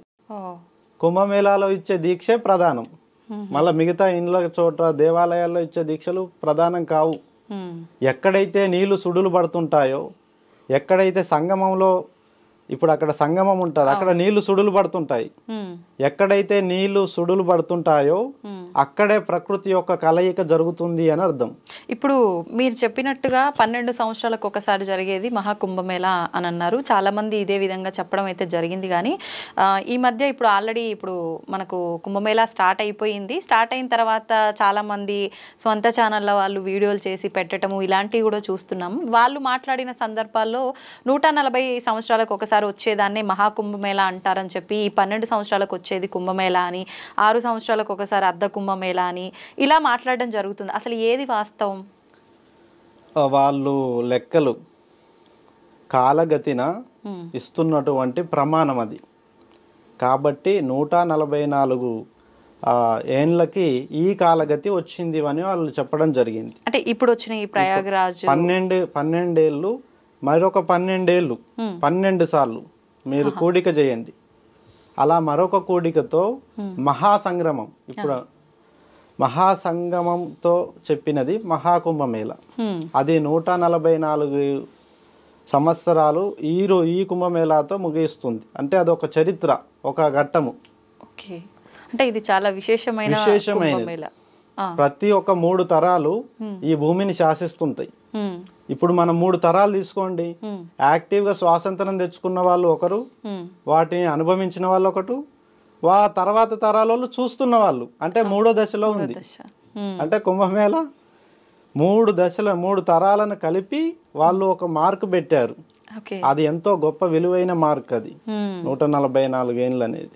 ఇప్పుడు మీరు చూడండి, 3 తరాలు మాత్రమే రాజ్యాంగ అధికారం ఉంటది, న్యాయాధికారం ఉంటది. తర్వాత 3 తరాలు చూడండి, ఈ రాజ్యాంగము ఈ న్యాయము వీటిని వాళ్ళు అనుసరించరు. వాళ్ళు మరొక న్యాయము మరొక చట్టాలు రాసుకుంటారు. ఇప్పటికి చాలా అడ్జస్ట్మెంట్ జరుగుతున్నాయి. మొన్ననే తరతరాలుగా 3 తరాలుగా వస్తున్న మన ధర్మం ఏంటి? వివాహ ధర్మంలో భార్యాభర్తలు తప్పితే మిగతా ఎవరు కూడా కలయిక ఉండకూడదు అని చెప్పడం జరిగింది అంతకుముందు తరాలు. ఇప్పుడు 3 తరాలు దాటాయి. ఇప్పుడు తరాలు ఏమని రాసుకున్నారు చట్టము? ఇండివిజువల్గా ఒపీనియన్ వాళ్ళకే తీసుకుంటున్నారు. మా ఇష్టం, మేము ఎవరిని కోరుకుంటే వాళ్ళతోనే ఉంటాం, అలా చట్టం చేయండి అని గవర్నమెంట్తో రాయించుకున్నారు. మరి 3 తరాల్లో ఆ చట్టాన్ని మార్చుకున్నారా లేదా? ఇంకా ముందు ఏమంటున్నారంటే ప్రతి 3 తరాలు తమ ధర్మాన్ని తమ చట్టాలను మార్చుకుంటారు. అది విధానంగా వస్తూనే ఉంది. ఈ భూమిలో అది కొత్త కాదు, అది పాత నియమంలోనే చాలాసార్లు సందర్భాల్లో అలా జరిగింది. అలా అంటే తెలంగాణ పేరు ఏముంది, త్రిలింగ దేశం. అంతకుముందు 3 తరాలు త్రిలింగ దేశంగా పిలుచుకున్నాయి. తర్వాత 3 తరాలు ఈ బ్రిటిషర్స్ పాలన, ముస్లిమ్స్ల పాలనలో పేరు తెలంగాణగా మార్చుకున్నారు. వాళ్ళు పేర్లు బదలం అనేది జరుగుతూనే ఉంది. ప్రాంతానికి కానీ మన ఆచారాలకు కానీ అన్ని మారుతూనే వస్తున్నాయి. అక్కడ కూడా మహాకుంభమేళ అనేది నాగసాధువులు పురుడు పోసుకున్నటువంటి ప్రాంతం. నాగసాధువులు తీసుకునే దీక్ష ఎంతో గొప్పది. వాళ్ళు ధర్మం కోసం పనిచేసే సైన్యం. దీన్ని మన ఋషులు మునులు ధర్మపక్షాన కొంతమంది క్షేత్రపాలకులను తయారు చేసిన సందర్భంలో అన్ని అస్త్ర విద్యలు శస్త్ర విద్యలు నేర్పించి ఆ కుంభమేళాల సంగమంలో నేర్పించి కొత్త వారిని న్యూ జాయినింగ్స్ అనేది స్టార్ట్ చేస్తారు. కుంభమేళా సమయంలో మాత్రమే కుంభమేళా సమయంలో మాత్రమే అది స్టార్ట్ అవుతుంది. ఇప్పుడు కూడా ఈ కుంభమేళా సందర్భంగా లక్షల మంది నాగసాధువులుగా పరిణితి చెందుతున్నారు. అంటే నెక్స్ట్ రాబోయే తరాల కోసం వాళ్ళు వాళ్ళ ధర్మాన్ని రక్షించడం కోసం వీళ్ళు తయారవుతున్నారు. ఇప్పుడు ఈ కుంభమేళా స్టార్ట్ అయ్యి దాదాపుగా ఒక 4-5 రోజులు కావస్తోంది ఆల్రెడీ. మీరు వెళ్ళొచ్చా అన్నారు కదా, మీరు ఎన్ని రోజులు ఉండడం జరిగింది, ఎప్పుడు వెళ్ళారు? అక్కడ కిటకిటలాడిపోతుంది, మనం నడవటం మన చేతిలో ఉండదు, తోస్తే పడిపోతాం అంటారు కదా, ఎలా ఉంది ఇక్కడ? నేను మొదటి రోజు పుష్య పౌర్ణమి జనవరి 13 మొదటి రోజున అక్కడ రాత్రి చేరుకోవడం జరిగింది. ఆ తర్వాత మకర సంక్రమణంలో నాగసాధువులందరితో కలిసి సమిష్టిగా కలిసి వెళ్ళి స్నానమాచరించి మా యొక్క నాగసాధువుల ధర్మాన్ని తెలుసుకోవడం జరిగింది. ఆ తర్వాత 3వ రోజు కాశీ యొక్క విశ్వేశ్వరుని దర్శనం ముగించుకొని గురువుల ఆజ్ఞ తీసుకొని నేను రావడం జరిగింది. మళ్ళీ వెళ్తాను, చిన్న ఆచరణ ధర్మాన్ని పాటిస్తూ బయటికి రావడం జరిగింది. మళ్ళీ ఆచరణకి మళ్ళీ వెళ్ళడం జరుగుతుంది గురువుల దగ్గర. ఇది అంటే మీ గురువులు రమ్మన్నప్పుడు వెళ్ళి అక్కడ అంటే రమ్మన్న పర్పస్ ఏంటో చూసుకొని మళ్ళీ వచ్చేయటమా? మీ ఇష్టానుసారం అనేది ఏమి ఉండదా? ఇది స్వయం అధికారాన్ని మేము ఎక్కువ ప్రేరేపించాం. సంఘముతోడను ఇప్పుడు ఎవరికి అవసరమో మనల్ని అటువైపే నడిపిస్తాం. ఇప్పుడు మీకు కష్టం ఉందనుకోండి, మీ వైపు వచ్చేస్తాను భగవంతుడు పంపిస్తే. వారికి వచ్చింది అనుకో, వారి వైపు వెళ్తాను. ఎక్కడైతే ఆర్తనాదాలు వినిపిస్తాయో అక్కడికే వెళ్ళమని భగవంతుడు ఆజ్ఞ, శివాజ్ఞ. ఆర్తనాదాలు ఉన్న కాడ భగవంతుని బతికించాలి, అది నా ధర్మం, అది నా నాగసాధువుల ధర్మంలో ఉంది.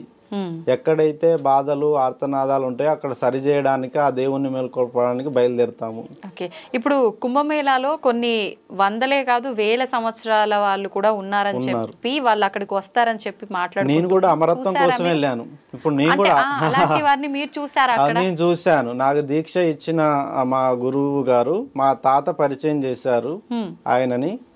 మా తాతగారికి ఆయన గురువు.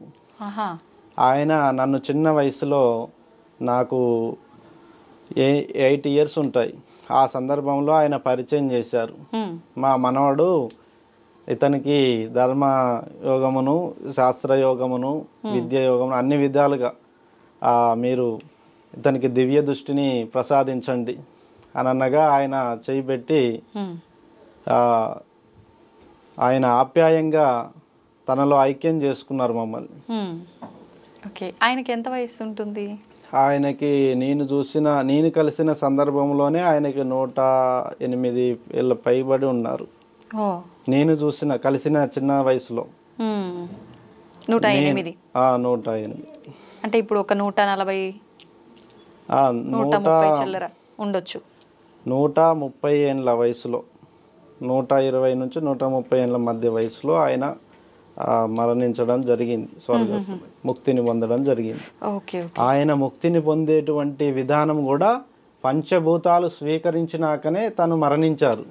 అంటే ఇచ్చా మరణం ఉంటది యోగులకి, చిరంజీవులకి ఇచ్చా మరణం ఉంటది. కోరుకున్నప్పుడే వాళ్ళు ఈ తనువుని వదిలేస్తారు, తనువుని చాలిస్తారు. అలాగా తనకి ఈ భూమి మీద ఎవరెవరికి ఆయన విద్యను అందించారో, ఎవరెవరికి ఆయన యోగమునిచ్చారో అలా కొన్ని గుర్తుల కోసం ఆయన ఆయువుని పట్టుకొని ఉంచి మా అందరికీ అవి నిక్షిప్తం చేసి తన యొక్క జీవన పరిణితిని ముగించుకున్నారు. ఆయువును నిక్షిప్తం చేసి అంటే ఎలా?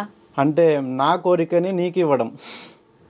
ఇప్పుడు నా ధర్మాన్ని రక్షించడం నా కోరిక, ఇప్పుడు నా ద్వారా నీకిస్తున్నా. అంటే ఇంకా మీరు ఆ జీవితాన్ని చాలించాల అంటే మీ గురువు విషయంలో ఆయన చాలించాలనుకుంటున్నారు కాబట్టి ఆయన కోరికలని మీకు మీ ఆధీనంలోకి ఇవ్వటం ఎలా? ఆయన బలాన్ని, ఆయన యోగత్వాన్ని, ఆయన దివ్య దృష్టిని మాకు ఇచ్చారు కాబట్టి ఆయనను స్పర్శించిన మేము విజయులమైనం. ఆయనను స్పర్శించాకే మేము కూడా మహిమలను చూడగలిగాము, దేవుణ్ణి చూడగలిగాము, అద్భుతాలను చూడగలిగాము. కాబట్టి మేము ఇది నిజమని నమ్ముతున్నాం. కాబట్టి అలాంటి అమరత్వం ఉందని మేము నమ్ముతున్నాం, మేము పాటిస్తున్నాం. అలాంటి విజయాలు ఉన్నాయని మేము నమ్ముతున్నాం, ఆచరిస్తున్నాం. అవి అన్నీ మేము కల్లారా చూసి ఒకరు నేను ఇందాక అన్నాను కదా, సాధించిన వాళ్ళే చెప్పాలి గెలుపు గురించి. సాధించని వాళ్ళు చెప్తే అది వేరేలా కనిపిస్తుంది. ఆయన సాధించాడు కాబట్టి మాకు చూయించారు. మేము కూడా సాధించి చూయించడమే మా యొక్క లక్ష్యం. మేము కూడా సాధించి చూయించాల్సిందే. ఇప్పుడు మీరు దేవుని చూసారా? అయితే నేను చూశాను. ఎక్కడ, ఎప్పుడు, ఎలా? అదృశ్య ఒక రూపము అదృశ్యంగా వచ్చి నన్నే శాసించడము, కాలాన్ని శాసించడము, పంచభూతాలను శాసించడము అనేది నాకు కొన్ని విశేషంగా నా జీవితంలో కొన్ని భాగాలు ఉన్నాయి. అలా కొన్ని ముఖ్య సందర్భాల్లో కొన్ని ఎవరూ లేని హిమాలయాల్లో ఎవరూ లేని ప్రాంతం ఒకటి ఉంటుంది.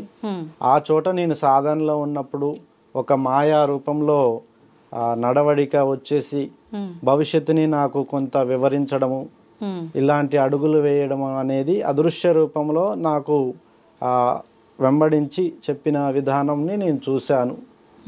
అంటే ఇప్పుడు వచ్చిన ఆకారము, ఆ అదృశ్యమైన రూపము భగవంతుడిదే అని మీరు ఎలా అనుకుంటారు? అంటే ఎంతో మంది గురువులు తపస్సు చేసిన ప్రాంతాలు కదా, అలా ఎవరైనా గురువులే?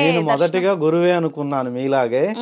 ఇది గురువుల ప్రాంతం కదా, గురువులే ప్రేతాత్మలో, శక్తులో లేదా ఏదో రూపంలో వచ్చి నన్ను వెంబడిస్తున్నారేమో అనుకున్నాను. తర్వాత నాకు తెలిసింది ఏమిటంటే అది సాక్షాత్తుగా భగవంతుడు శివుడే నేను చూసే గురువు రూపంలో వచ్చాడు అని. గురువులకు వస్తే మనం భయపడం, కానీ ఒకసారి వచ్చారు. ఒకసారి నాకు కనిపించిన విధానం ఏంటంటే ఆ రూపాన్ని చూసి నేను ఒక వింత అనుభూతి కలిగింది. ఎన్నడూ చూడని ఒక రూపాన్ని, అది విశ్లేషణ కూడా చేయరాని విధంగా రూపం కనిపించింది శివయ్యది నాకు. అప్పుడు దండం పెట్టుకున్నాను. గురువులు ఆచారాన్ని ఇస్తున్నాడు, ఆ రూపంలో ధైర్యాన్ని ఇచ్చాడు, నాకు ముక్తిని ఇస్తాడు అని నాకు అప్పుడే అనిపించింది. నేను చేసే ఆచరణ కరెక్టే, నేను చేసే సాధన కరెక్టే, ధర్మం వైపు ఉన్నదానికి నిర్వహిస్తున్న దానికి ఆ భగవంతుడు ఇచ్చిన రూపం నాకు ధైర్యాన్ని ఇచ్చింది. ఇప్పుడు నేను కాన్ఫిడెంట్గా మీకు చెప్తున్నాను, 100 ఏళ్ళు నేను దాటి వస్తానని, మిమ్మల్ని కూడా తీసుకెళ్తా అంటున్నా అంటే దానికి కారణం ఆ దైవం నాకు ఇచ్చిన ఆ రూప దర్శనమే. ఎన్ని సంవత్సరాల వయసులో మీకు కలిగింది ఆ అనుభూతి, ఆ దేవుడి దర్శనం? నేను చిన్న వయసులో అమ్మ వాళ్ళు నాకు కొన్ని దేవాలయాల్లో తిప్పి పరిచయం చేశారు. ఇది దేవుడు, ఇది శివయ్య, ఇది సాయిబాబా, ఇది విష్ణుమూర్తి అని పరిచయం చేశారు. ఆ పరిచయాలు అన్వేషణ మొదలవుతుంది. దేవుడు, వీళ్ళు ఈ రూపాన్ని దేవుడు అంటున్నారు, ఆయన కనబడట్లేదు, కనబడాలంటే ఎక్కడికి వెళ్ళాలని అడిగాను. దేవుడు దేవాలయాల్లో చూపించే రూపాలని మీరు అంటున్నారు, నిజంగా దేవుడు ఎక్కడ ఉంటాడంటే హిమాలయాలు ఉంటారు, లేదా అదృశ్య రూపంలో అప్పుడప్పుడు అట్లా వచ్చేసి వెళ్ళిపోతారు, కానీ మనకు కనిపించరు అని అమ్మ చెప్పేది. అన్వేషణ అంతా తాతయ్య వాళ్ళు కూడా రాజగురువులు అవ్వడం వల్ల నాకు చిన్నతనం నుంచే అందరి జాతకాలు చూడడం, అందరినీ పరిశీలించడం, ఒకడు బాగుపడుతున్నాడు అంటే వాడు వెనక ఏ శక్తి ఉంది, ఒకడు దరిద్రుడు అవుతున్నాడు అంటే వాడు వెనక ఏ శక్తి ఉంది, దాన్ని గమనించి అడుగులేయడం, ఏ భాగాన్ని ఏ ధర్మాన్ని అనుసరిస్తే మంచి జరుగుతుందో కనిపెట్టాను. అలా కనిపించుకుంటూ దుష్య రూపంలో చూస్తూ చూస్తూ రియలైజ్ అవుతూ యోగుల వైపు మా తాతగారు ఎప్పుడైతే కాశీ తీసుకెళ్ళి నాకు యోగులను, మునులను కనిపించారో అప్పుడు నా దశని వాళ్ళు మార్చారు. వాళ్ళు ఇచ్చిన స్పర్శే నన్ను మార్చింది, నా అన్వేషణని నిజం చేసి చూపించింది. ఓకే. నేను గురువు అయ్యేటువంటి ఆ అవకాశాన్ని ఈరోజు కలిగించింది అంటే ఆ మహాయోగులు ఇచ్చిన అనుగ్రహమే. ఇప్పుడు మీరు చేసినట్టుగా ఈ సాధనలు, ఈ ఉపాసనలు చేస్తే దేవుడు ఎవరికైనా కనిపిస్తాడా? ప్రతి ఒక్కరికి పరిచయం చేయడమే నా ధర్మం. దేవుణ్ణా? దేవుణ్ణి పరిచయం చేయడమే. దేవుడు అనుభూతి కానీ ఇక్కడ కలగకపోతే కనుక అది నిజం 10 మందిని బతికిస్తుంది, ఆధారితంగా ఉంటుంది. అబద్ధం ఆందోళన సృష్టిస్తుంది. ఇప్పుడు ప్రతి ఒక్కరికి పరిచయం చేయడం అంటే ఎలా పరిచయం చేస్తారు? నా గురువులు నాకు ఇచ్చిన ఆచరణ దైవం అన్నారు. దేవుడు గుళ్ళో ఉండడు, దేవుడు ఆచరించే విధానం పైన ఆ మనిషి తలపైన ఉంటాడు అని చెప్పాడు నా గురువు. నువ్వు వాక్కుని నీ యొక్క ఆచరణని ఎటువైపు తీసుకెళ్తున్నాడో భగవంతుడు చూస్తాడు. అన్ని దిక్కులో ఉంటాడు, టోటల్గా అన్ని దిక్కులు ఉండగలడు. మన వేదాల్లో కానీ మన వైదిక సిద్ధాంతాల్లో కూడా అదే ఉంది. అది చూడలేకపోయే వాళ్ళ కోసమే యోగులు దేవాలయాలు నిర్మించారు. ఆధారభూతంగా నిర్మించి కొన్ని విలువలను సృష్టించి దాని ద్వారా జరిపిస్తున్నారు. చూడలేని వారు దేవాలయం స్పర్శతోనే తాకి చూడాలి. అంటే మీలా మేము కూడా అదృశ్య రూపంలో చూసే అవకాశం చూడవచ్చు. మన ఋషులందరూ అదృశ్య రూపంలో ఉన్న శివయ్యను చూశారు. వాళ్ళు ఎన్నో వరాలు పొందారు. నాకు కూడా ఒక వరం ఉంది. ఆ వరం నేను పొందితే, ప్రజలందరి సమక్షంగా సాక్షిభూతంగా పొందితే నాకు కూడా చాలా సంతోషం అవుతుంది. మేము తెలుసుకోవచ్చా మీ వరం ఏంటో? నా వరం అంతా మొదటిది అమరత్వము, రెండవది 10 మందికి చేయుతనించే అంశాలను పొంది ఉండడం, అస్త్ర శస్త్రాలను ధరించినటువంటి నాయకులు ఉన్నారు. కానీ వాళ్ళు ఏం చేస్తున్నారు? ధర్మాన్ని రక్షించడంలో కొంత పోరాడి కొంత పోరాడలేక ఒకసారి చేస్తూ ఒకసారి చెయ్యకపోకుండా అలసిపోతున్నారు. అలసట లేని నాయకత్వాన్ని, అలసట లేని ధర్మ పరిరక్షణని, అలసట లేని యోగత్వంగా అమరత్వంగా మార్చే విధంగా అందరినీ అమరులుగా, అందరూ ఎక్కువ కాలం బతికేవారిగా ప్రపంచవ్యాప్తంగా గుర్తింపు ఉండాలి. ఫలానా ఇండియన్స్ అంటే ఆయుర్దారం చాలా బాగుంటుంది. ఈరోజు జపాన్ గురించి చెప్పుకుంటున్నారు. జపాన్లోనే అత్యధికులు ఎక్కువ కాలం బతికిన వాళ్ళు ఉంటున్నారు ప్రపంచం మీద అని చెప్తున్నారు. అంటే అది ఇక్కడ ఉండాల్సిన వాళ్ళు అక్కడ ఉంటున్నారు. వింతల్లో ఒక వింత అన్నట్టు ఎవరో ఒక్కరు కదా అలా, అంటే ఎక్కువ కాలం జీవించి ఉండేవాళ్ళు ప్రతి ఒక్కరు అమరత్వం పొంది అలా ఉంటే అదంతా సృష్టికి విరుద్ధమే అవుతుంది కదా. అమరులు మనకు అవసరం. ఎందుకంటే ఈ ప్రాంతం రోగులతో బాగుపడదు. ఇప్పుడు నేను సహాయం చేయమని నేను పిలుస్తా, అతను రోగి అయింది అనుకోండి, నేనే కష్టాలతో బాధపడుతున్నా, నేనేం చేయాలి స్వామి? మీ పక్కకి వెళ్ళిపోతే నాకు రోగం ఉంది, షుగర్ ఉంది, బీపీ ఉంది, థైరాయిడ్ ఉంది, నాకు గ్యాస్ట్రిక్ ఉంది, నేను ధర్మ పరిరక్షణ చేసే అంశాలే నాలో లేవు, నన్ను వదిలేయండి స్వామి, నేను బతుకుతున్న కొన్ని క్షణాలన్నా మిగులుతాయని దండం పెడతాడు. అదే అమరుడైతే నేను చూపించిన వెంటనే ఆ పనికి నేను కూడా వస్తా, చేద్దాం పా స్వామి అంటాడు. అమరుల కలయిక మన ఈ ప్రాంతం రక్షించగలదు. అమరులు లేకపోతే, అమరత్వం పొందే వాళ్ళు లేకపోతే, ఆయుష్ బలంగా లేని వాళ్ళు అయితే అది పనిచేయదు, ఈ ప్రాంత పరిరక్షణ జరగదు. ఇది రోగాల దిబ్బగా మారుతుంది ఈ ప్రాంతం అంతా. ఈ ప్రాంత పరిరక్షణ కోసం నాగసాధువులు ఎన్నో ఆచరణలు తీసుకొస్తున్నారు ధర్మాన్ని స్థాపన కోసం. ధర్మాన్ని స్థాపించడం కోసం విష్ణుమూర్తే 10 అవతారాలు ఎత్తిండు. అది సరిపోక ఇప్పుడు 11వ అవతారం ఉంది. దశావతారాలు ఎత్తుకుంటూ వస్తూనే ఉన్నాడు, అది ఆగదు. విష్ణు భగవానుడు సాక్షాత్తుగా ఈ యొక్క తొలగించడం కోసమే, ఈ యొక్క సమస్యల నుంచి విముక్తి చేయడం కోసమే అవతరిస్తున్నాడు. తెలుసుకోవాలి ప్రజలంతా కూడా, అమరత్వాన్ని తెలుసుకోవాలి. ఒక ప్రాణాన్ని కాపాడడానికి 10 మంది రావాలి. ఈ రోజు మొన్న ఒక యాక్సిడెంట్ వీడియో చూశాను. యాక్సిడెంట్ అయితే సిటీలో అందరు చదువుకున్న వాళ్ళే, విద్యావంతులే. కానీ ఒక యాక్సిడెంట్ అయ్యి వాళ్ళు పడిపోతే కేసులు అవుతాయి, అవవుతాయి, ఇవి అవుతాయి అని చట్టాలు ఒక చూసి సగం మంది వెళ్ళిపోతున్నారు. ఇంకేం జరుగుతుందో నాకు ఆ శక్తి లేదు కదా అని వెళ్ళిపోయే వాళ్ళు కొద్ది మంది. తీరా చూస్తే ఆ వ్యక్తి ప్రాణం పోతుంది. అంటే ప్రజల్లో ఉన్న దోషమే పాలకులకు తగులుతుంది. ప్రజల మీద ఉన్న దోషము పాలకులు తగులుతుంది, పాలకున్న దోషం ఆ ప్రాంతానికే తగులుతుంది. దేశం అంతా సుభిక్షంగా ఉండాలంటే ధర్మమే మూల కారణం. ధర్మాన్ని ఆచరించడం ముఖ్యం కదా. ఇప్పుడు నిన్నైనా నన్నైనా గెలుపు దిశకి వెళ్ళాలంటే అవి చూసుకొని వెళ్తాం మనం. ఇప్పుడు భగవంతుడివి అవతారాలు అన్నారు కదా మీరు, దశావతారాలు ఇంకా అవతారాలు ఉన్నాయి అని చెప్పి, ఇంకా ఎన్ని అవతారాలు ఉన్నాయి, ఏ యుగంలో రాబోతోంది, ఎప్పుడు రాబోతోంది అవతారం?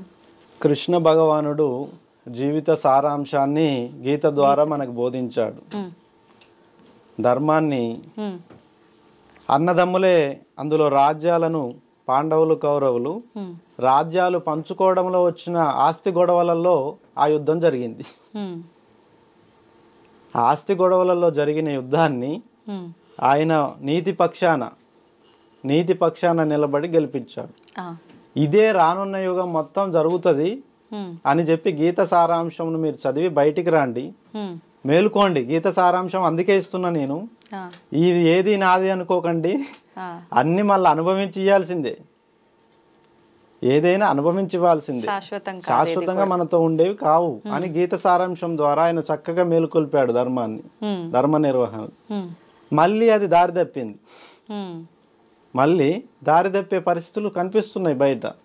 విచ్చలవిడిగా శృంగారము, విచ్చలవిడిగా కోరికలు, విచ్చలవిడిగా అహంకారము. అసలు ఎవరితో కలిసి ఏ నిర్వహణ చేస్తే 10 ఏళ్ళు బాగుంటాం అనేది కూడా మర్చిపోతున్నారు. పొద్దున పూజలు, సాయంత్రానికి వచ్చేసరికి వాళ్ళకి స్థితిగతులు ఎక్కడ ఉంటారో తెలుస్తలేదు. పొద్దున బయలుదేరేటప్పుడు తెలుస్తుంది, సాయంత్రం ఎప్పుడు వచ్చే తెలియట్లేదు ఎవరు. ఈ వేగంగా కదులుతున్న కాలంలో అందరూ తప్పిపోతున్నారు. మెయిన్ రీజన్ కాలం వేగంగా కదులుతుంది. భగవంతుడు ఇచ్చేటువంటి సౌకర్యాల వల్ల, వేగంగా కదలడం వల్ల చాలా మంది ఆ మత్తులో పడిపోయి చిత్తైపోతున్నారు. చిత్తైపోతున్న వారి సంఖ్య ఎక్కువ ఉన్నది, బాగుపడుతున్న వాళ్ళ సంఖ్య తక్కువ ఉంది. ఇంతకీ మీరు నాకు భగవంతుడు అవతారం ఎప్పుడో చెప్పలేదు, ఏ అవతారం? విష్ణుమూర్తిది. విష్ణుమూర్తి గురించి, విష్ణువు సాక్షాత్తు శివుని కాంక్షనే విష్ణువు నడిపిస్తుంటాడు. శివునికి లేని రూపం విష్ణువుకుంది.